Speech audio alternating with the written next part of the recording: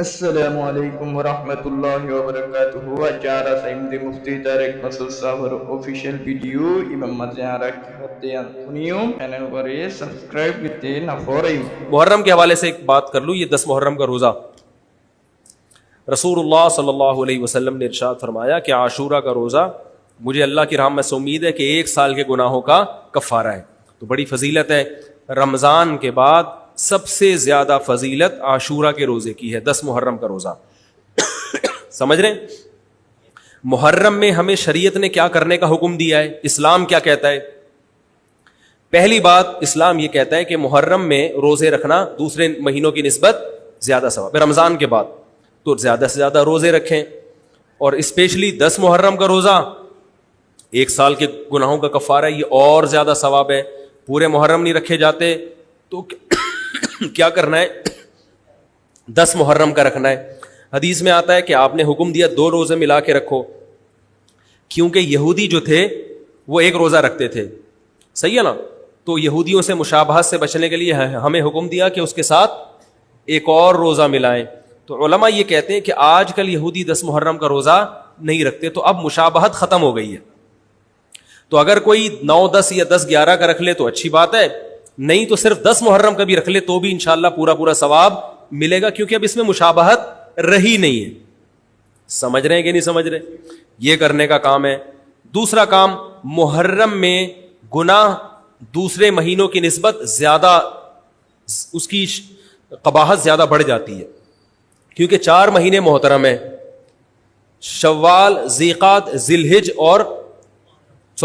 ذیقعدہ, ذی الحجہ, محرم اور رجب. یہ 4 مہینے جو ہیں اسلام میں اشہر حرم کہلاتے ہیں. قرآن کہہ رہے فلا تظلموا فیہن انفسکم, ان میں اپنی جانوں پہ ظلم مت کرو. یہ ماتم کرنا بھی تو ظلم ہے نا اپنی جان پہ. تو اللہ نے فرمایا ان 4 مہینوں میں اپنی جان پہ ظلم مت کرو. کسی بھی طرح سے ظلم ہو, جسمانی ظلم ہو, روحانی ظلم ہو. جسمانی ظلم ماتم کر کے بھی ہو سکتا ہے, اور انگاروں پہ چل کے بھی ہو سکتا ہے, اپنے آپ کو پیٹ کے بھی ہو سکتا ہے. روحانی ظلم کیا ہے؟ گناہ کر کا. تو نہ گناہ کرنے کی اجازت, نہ کسی اور طرح سے. عام مہینوں میں بھی ظلم کی اجازت نہیں ہے, نہ اپنے اوپر اور نہ کسی اور پر. تو ان 4 مہینوں میں ظلم کی نوعیت بڑھ جاتی ہے. سمجھ رہے ہیں, یہ ایک محرم کی فضیلت ہے اسلام میں. اور تیسری فضیلت جو محرم کی, جو بعض روایات سے ثابت ہے, یعنی جو فضیلت تو نہیں کہیں گے اس کو, جو محرم میں کرنے کا کام ہے, وہ بعض احادیث میں آتا ہے کہ آپ صلی اللہ علیہ وسلم نے ارشاد فرمایا کہ عاشورہ کے دن اپنے اہل و عیال پر دسترخوان کو وسعت دو, اس سے رزق میں برکت ہوتی ہے. لیکن یہ جو حدیث ہے یہ ضعیف ہے, سند کے لحاظ سے پاورفل اور مضبوط نہیں ہے. بعض علماء نے کہا کہ اس کثرت طرق کی وجہ سے حسن کے درجے کو پہنچ گئی ہے.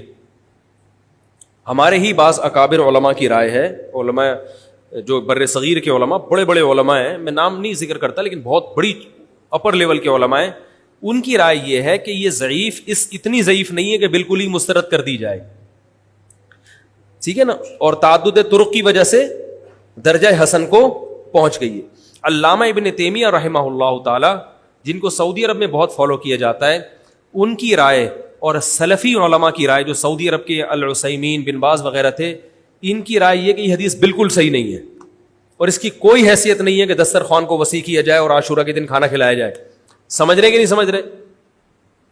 لیکن جو دوسری طرف معتدل علماء, معتدل سے مراد میں ان کو برا نہیں کہہ رہا, لیکن وہ انہوں نے حدیث کی جو, اب اگر آپ سندوں کی تحقیق کریں گے تو اس کو بالکل من گھڑت قرار دینا درست نہیں ہے.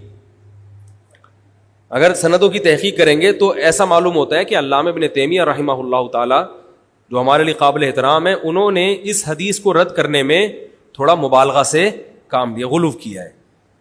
ایسا نہیں ہے کہ بالکل ہی اس کی کوئی ویلیو نہیں ہے. تو ضعیف روایتیں ہیں لیکن کثرت طرق کی وجہ سے درجہ حسن کو پہنچ گئی ہے. سمجھ رہے کہ نہیں سمجھ رہے؟ اس وجہ سے بعض علماء کی رائے, بلکہ جمہور کی رائے یہی ہے کہ محرم میں اگر کوئی اپنے بچوں کو جمع کر کے اچھا کھانا کھلا دیتا ہے 10 محرم کو, اور یہ حلیم شاید یہیں سے نکلا ہے, کہ یوں وہ اچھا کھانا ہو جائے گا, تو وہ کہتے ہیں کوئی حرج نہیں ہے. لیکن ایک بات جو دوسرے علماء کہتے ہیں جو میری بھی سمجھ میں آتا ہے, بلکہ میں نے پہلے کہیں پڑھا تو نہیں, میرا دماغ اس طرف گیا, لیکن اس کی تائید میں علماء کے فتاوی مل گئے. دیکھو اگر کوئی حدیث ضعیف ہو یا حسن ہو تو صرف حسن ہونا کافی نہیں ہے, یہ دیکھا جائے گا کہ یہ دوسری صحیح حدیثوں سے ٹکرا تو نہیں رہی ہے. یہ بھی ایک فقہ کا اصول ہے کہ اگر ایک کمزور چیز ہے لیکن وہ طاقتور دلیل سے ٹکرا رہی ہے تو پھر اس کمزور چیز کو بالکل رد کیا جائے گا. تو عاشورہ کے دن روزہ رکھنے کا حکم ہے, یہ بالکل بخاری مسلم کی صحیح حدیث سے ثابت ہے. اور جو کھانا کھلانے والی روایت ہے وہ اس ٹکر کی نہیں, اس کو تو ابن تیمیہ جیسے محقق نے بالکل ہی کالعدم قرار دے دیا, بعض عرب علماء نے بھی بالکل کالعدم قرار دے دیا, اگرچہ ہماری رائے ہے کہ بالکل کالعدم نہیں ہے, لیکن بہرحال اس میں محدثین کا بڑا اختلاف ہوا ہے. جبکہ روزہ رکھنے والی جو روایات ہیں وہ بالکل بے غبار ہیں, ان کو سب صحیح مانتے ہیں. تو کھانا کھلانا اور روزہ جمع بولو بھائی نہیں ہو سکتا, اس لیے کہ اگر وہ روزے کا دن ہے تو کھانے کا دن نہیں ہے, کھانے کا دن ہے تو روزے کا نہیں. ابن تیمیہ رحمہ اللہ تعالیٰ کی رائے یہ ہے کہ بعض لوگوں نے شیعہ کی مخالفت میں غلو کیا ہے. شیعہ نے اس دن کو چونکہ منحوس بنا دیا 10 محرم کو, تو انہوں نے مخالفت میں اس دن کو ایک سیلیبریٹ کرنے کے لیے نا کھانا کھلانے کا حکم دے دیا کہ ہم منحوس نہیں سمجھتے بلکہ اس کا کیا کریں گے اپوزٹ, کہ کھاؤ اور کھلاؤ. تو انہوں نے کہا یہ بھی غلو ہوا ہے دوسری طرف.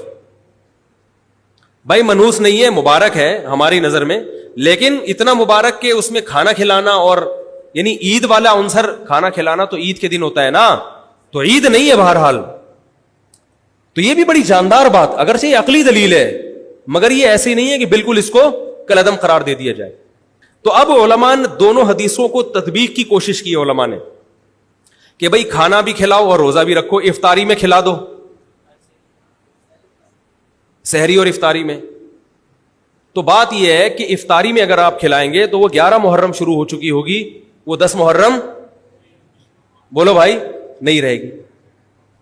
دوسرا سحری میں جو کھلانے کا مسئلہ ہے نا, سحری میں تو سحری میں جب ہم کوئی کہتے ہیں نا فلاں دن یہ کام کرنا ہے فلاں دن, تو اس سے لغت میں جو ذہن میں متبادر ہوتا ہے نا وہ دن کا وقت ہے, وہ 3:30 پونے 4 کا وقت نہیں ہوتا. یہی وجہ ہے کہ جو لوگ اس حدیث پر عمل کرتے ہیں عاشورہ والی, وہ دن میں کھانا کھلاتے ہیں, دوپہر کے ٹائم لنچ کرتے ہیں. وہ افطاری میں تو ویسے ہی دسترخوان وسیع ہوتا ہے بھوک کی وجہ سے. ارے بابا وہ تو ویسے ہی بچوں کو جب روزہ رکھا ہوا ہے تو اچھا کھلاؤ, سحری اچھی کراؤ, اور افطاری وہ تو ویسے ہی بھوک کی وجہ سے, رمضان میں دیکھو نا کیسے کھلے دسترخوان ہوتے ہیں. تو میں نے بڑی کوشش کی دونوں حدیثوں کو جمع کریں, لیکن تکلف کے بغیر یہ ممکن نہیں ہے. تو فقہ کا ایک اصول ہے کہ جب کوئی بے غبار صحیح حدیث ہوتی ہے اور اس سے ایک اصول ثابت ہو رہا ہے, تو اس کے مقابلے میں اگر کمزور روایت آئے گی جو اس سے ٹکرا رہی ہوگی, تو اس کمزور روایت کو, اگرچہ وہ موضوع من گھڑت نہیں ہے, لیکن اس کمزور کو اس صحیح حدیث کی مخالفت کی وجہ سے بولو بھائی رد کر دیا جائے. اس لیے میرا نالائق کا موقف یہ ہے, میں بہت نالائق ہوں, میں اتنی بڑی بڑی باتیں کرتا نہیں ہوں, لیکن ساڑی عقلچ یہ چیز آندھی نہیں ہے کہ بھائی جو روزے کا دن ہے وہ بھوکے پیاسے رہنے کا دن ہے, وہ کھانے کھلانے کا نہیں ہے. افطاری میں تو ویسے ہی کھاؤ بھی کھلاؤ بھی. تو اور اس کا نقصان یہ بھی ہوتا ہے کہ لوگوں نے اس کھانا کھلانے کے چکر میں روزے چھوڑ دیے ہیں. سمجھ رہے ہیں, جب حلیم پکے گا تو کون روزہ رکھے گا بھائی, ساری رات گھوٹا لگے گا حلیم کا کہ کل دسترخوان وسیع کرنا ہے, تو پھر روزہ گیا, وہ تو تیل لینے گیا, روزہ کون رکھے گا روزہ. تو وہ حدیث صحیح حدیث کی بالکل اس میں ٹائٹ قسم کی مخالفت ہو رہی ہے, ٹھیک ہے نا. تو نالائق کی رائے, پھر بھی اگر کوئی دوسرے علماء کی رائے کو فالو کرتا ہے تو وہ کھائے بھی کھلائے بھی. میں کہتا ہوں جو مضبوط چیز ہے اس کو لینا چاہیے, جو کمزور چیز ہے اس کو چھوڑ دینا چاہیے. ہمارے حضرت مفتی رشید احمد صاحب رحمہ اللہ ایک بات کہتے تھے کہ جہاں کھانا کھلانے کی حدیث آئے گی نا وہاں مسلمان اس کو لے ہی لے گا. کھانے پینے کی جہاں بات آئے گی مسلمان کیا کرتا ہے, وہ کہتا ہے بھائی یہ صحیح ہے, یہ بالکل صحیح حدیث ہے, ٹھیک ہے نا. وہ کیا کرتا ہے, جن علماء کی تحقیق ہے وہ تو تحقیق سے کہہ رہے ہیں, لیکن عام پبلک کی عادت یہ ہوتی ہے کہ فتویٰ بھی اسی کا فالو کریں گے جہاں کھلانے کا تذکرہ آ رہا. تو اب ہمارے کہتے ہیں جہاں کھانا کھلانے کی بات آئی مسلمان کہتا ہے بس یہ بالکل صحیح بخاری کی طرز پر, یہ بخاری کی شرط پر یہ حدیث. تو بھائی بھوکا رہنا عبادت ہے, بھوکا رہنا سنت ہے.